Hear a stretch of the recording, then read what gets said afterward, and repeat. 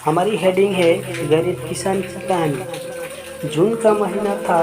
चिलचिलाती धूप में रामलाल अपने मन में बड़बड़ाता हुआ जा रहा था। धूप इतनी तेज थी कि जमीन भी आग से तप रही थी।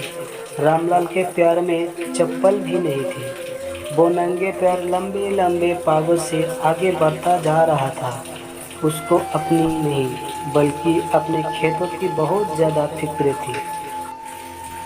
जंगली भूंडों के झुंड खेतों में आते थे और कुछ ही मिनटों में खेत को नहस तहस कर देते थे। रामलाल के खेत में इस साल बहुत ही अच्छी तरबूजे की फसल लगी थी, जिसे देखकर उसकी जान में जान आती थी। उसके पास पैसा नहीं था, लेकिन उसने गांव के ही एक जमींदार से पैसा उधार लिया हुआ था, जिस पर जमींदार का ब्याज बहुत तेजी से बढ़ रहा था। रामलाल मन ही मन में सोच रहा था, इस बार तरबूजे बेचकर जमींदार का सारा कर्ज चुकाऊंगा और इसके बाद अपनी बीवी के लिए एक अच्छी सी साड़ी और अपने लिए एक कुर्ता खरीद लूंगा। बच्चों के पास भी कपड़े नहीं हैं, उन्हें भी कुछ ना कुछ देना पड़ेगा। आगे सर्दी भी आने वाली है, जिसके लिए रजाई और कंबल भी लेना पड़ेगा। वह यही सब अपने मन में बड़बड़ाते हुए खेतों की तरफ जा रहा था। उसे अपने प्यारों की फिक्र नहीं थी। आम आदमी तो ऐसी गर्मी में नंगे पैर नहीं चल पाता, लेकिन रामलाल अपने मन में सपने देखता हुआ अपने खेतों की ओर बढ़ता चला जा रहा था। खेत के पास पहुंचते ही रामलाल गदगद हो गया। खेत में बहुत अच्छी तरबूजे की फसल थी। वह हर समय खेत में ही आते जाते रहता था, क्योंकि अगर धोखे से भी भूंड आ गया तो उसका पूरा का पूरा खेत कुछ ही समय में खत्म हो जाएगा और उसके सपने मिट्टी में मिल जाएंगे। इसीलिए रामलाल दिन में और रात में पूरा समय खेत में ही गुजारता था। रामलाल की पत्नी भी फूली नहीं समा रही थी, क्योंकि 10 साल बाद उनके खेतों में इतनी अच्छी फसल लगी हुई थी, लेकिन गर्मी बहुत ज़्यादा था। जमींदार अक्सर आके रामलाल को धमकी देता रहता था, फसल काट दो और मेरी पाई पाई चुका दो, नहीं तो तुम्हारे लिए अच्छा नहीं होगा। रामलाल ने हाथ जोड़कर कहा, इस साल खेत में फसल अच्छी लगी है साहब, मैं आपका एक एक पैसा चुका दूंगा। तरबूजे की फसल लगभग तैयार थी।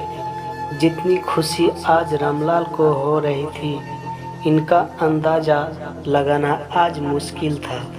वह मन ही मन में खुशी से झूम रहा था, लेकिन उसको पता था कि अगर जरा सी भी हमसे चूक हुई तो मेरा सब कुछ नष्ट हो जाएगा। रात में भी वह जरा सी आहट से भी उठ के बैठ जाता, अपने खेत में इधर उधर देखता और आकर फिर से सो जाता। उसकी नींद कभी पूरी नहीं हो पाती थी। उसके सपने में भी खेतों की याद बनी रहती थी।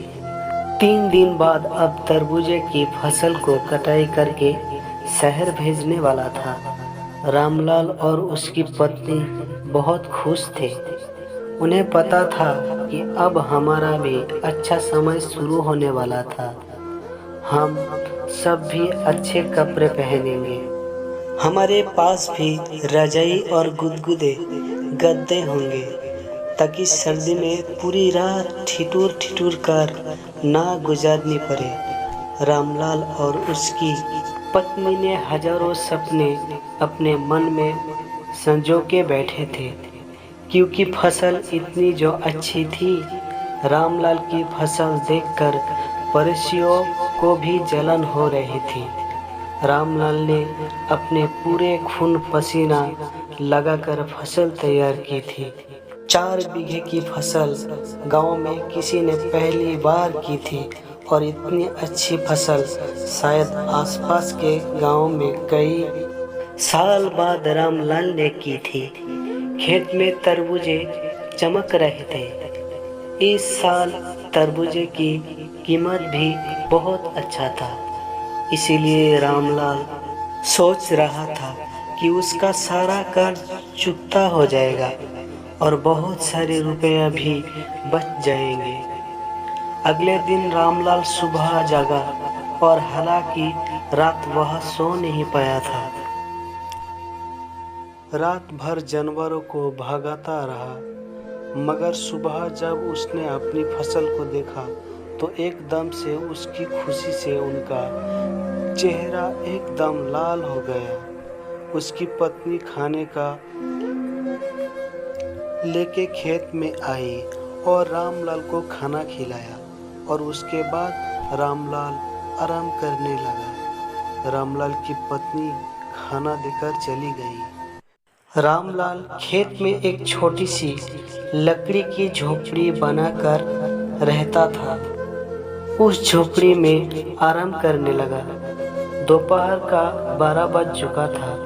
रामलाल भी उठ कर इधर उधर देख रहा था, क्योंकि दोपहर में जंगली भूंडों का खतरा ज़्यादा बना रहता था। चारों तरफ धूप के कारण सनसन की आवाज़ आ रही थी। चारों ओर सन्नाटा छाया हुआ था। रामलाल के खेत से गांव की दूरी लगभग 1 किलोमीटर थी। रामलाल ने इधर उधर देखा, कोई जानवर दूर दूर तक नहीं था। यह सोचकर वह आराम करने लगा।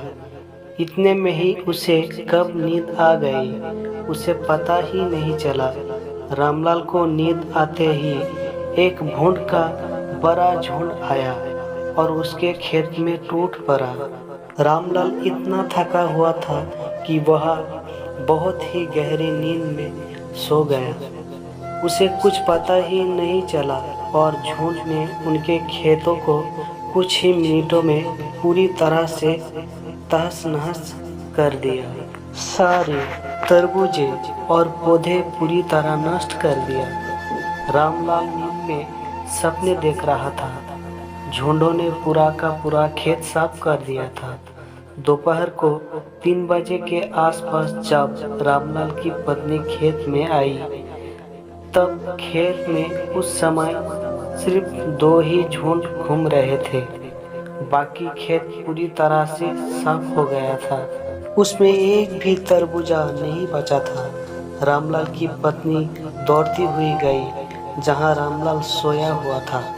उसने रामलाल को जगाया और जब रामलाल उठकर अपने खेत की तरफ देखा तो उसका पूरा रंग ही उड़ गया। वह वहीं पर अपना माथा पटकने लगा।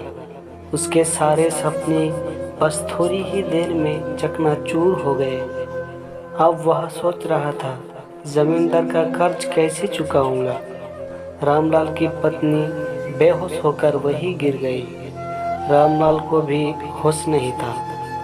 उनको भारी आघात लगा हुआ था। वह बहुत बड़ा आदमी बनने का सपना नहीं देख रहा था। वह सिर्फ अपना घर सुधरने के बारे में सोच रहा था, लेकिन अब उसके सारे सपने पूरी तरह से टूट गए थे। रामलाल और उसकी पत्नी की आंखें खेत को देखकर पत्थरासी हो गई थी। खेत में चर रहे 2 भूंड भी अब जा रहे थे। शायद उनका भी पेट भर गया था।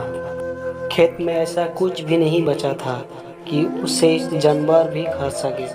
रामलाल ने आसमान की तरफ देखा और फिर वही गिरकर बेहोश हो गया।